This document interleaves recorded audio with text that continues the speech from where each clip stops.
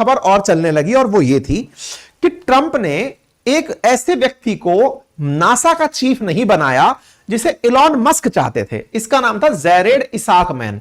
Jared इसाकमैन नाम का एक व्यक्ति था जिसे मस्क चाहते थे कि वो नासा का चीफ बने।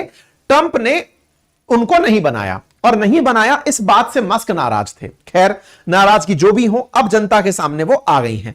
जब से राष्ट्रपति की उम्मीदवारी हुई तब से लेकर अब तक का सारा कलेश मैंने आप लोगों को यहां तक के लिए बता दिया है। ठीक है साहब। इसके बाद मस्क शुरू होते हैं यह कहने के लिए जनता को कि इस बिल को पास मत होने दो। इंटरेस्टिंग है, आम जनता के बारे में अगर आप बात कर रहे हैं तो आम जनता टैक्स नहीं देना चाहती, यह मैंने आपको शुरुआत में बताया। तो क्या मस्क के इस कहने पर जनता ट्रंप के खिलाफ हो जाएगी?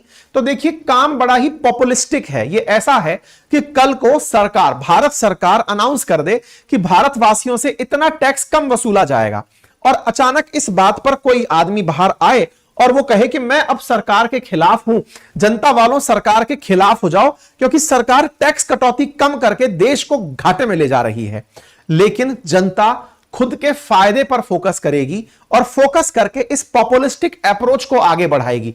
हमारे देश में तो ना जाने कितनी ही सरकारें लास्ट में किसानों को, महिलाओं को सम्मान निधि और ये दिलवा करके रिपीट होकर आई हैं। कई राज्य इसके प्रमाण हैं। जिस तरह से आपने इलेक्शंस में देखा ही है, महिलाओं के लिए एक योजना अनाउंस करी, जिस भी राज्य ने, वो सारे राज्य रिपीट होकर के आ गए। तो ये फ्रीबीज बांटते हुए ट्रंप तो हीरो हैं, लेकिन मस्क इसके खिलाफ खड़े होकर बड़ा मोर्चा ले लिए हैं। मस्क ने बकायदा इस तस्वीर को पोस्ट करते हुए लिखा कि मैंने डोजी के माध्यम से पैसा बचाया और इन भाई साहब ने अपनी पूरी ट्रेन चला दी बिग ब्यूटीफुल बिल के नाम से, और मेरी पूरी गाड़ी को साइड में कर दिया। तो एग्जैक्टली ये बात इलॉन मस्क ने किसी की रीट्वीट करते हुए अपनी बात की सहमति दर्शाई। इसी के लिए मस्क ने कहा कि इस बिल को पास मत होने दो। दिमाग में आपके एक प्रश्न आना चाहिए, यह बिल पास कहां से होने वाला था? मैंने आपसे पहले ही कहा कि यह हाउस ऑफ कॉमन्स से, वहां का जो हाउस ऑफ रिप्रेजेंटेटिव है, मतलब भारत के लोकसभा की तरह है, वहां से तो पास हो चुका है। अभी इस बिल को सीनेट में जाना है। जुलाई में यह सीनेट में होगा। सीनेट अमेरिका का उच्च सदन होता है जहां पर 100 सांसद हैं। अमेरिका में इस समय पर जो ट्रंप की पार्टी है उसका बहुमत है वहां पे। तो ट्रंप वहां पर 4 सांसद बहुमत में है। 54 सांसद इस समय ट्रंप की पार्टी के हैं और बाइडेन की पार्टी के वहां पर 46 सांसद हैं। अगर वो जो 4 सांसद हैं सीनेट में, अगर वो मस्क के साथ हो गए तो यह बिल पास नहीं हो पाएगा। हो सकता है कि मस्क उन सीनेटर्स को प्रभावित करने का काम करे इन सभी चीजों से। वो लोगों को बार बार एहसास दिला रहे हैं कि इस बिल को पास नहीं होने देना है।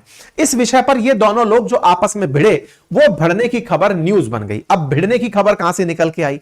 ये कल की ही बात है, गुरुवार की बात है। गुरुवार को क्या हुआ कि जर्मनी के चांसलर जो थे ना, वो इनसे मिलने आए, और ये अपने जो बड़ बोले भाई साहब हैं, ये मीडिया देखते हैं। मैंने पहले भी कहा कि ये भाई साहब पत्रकार रहे हैं, एंकर रहे हैं, होस्ट रहे हैं।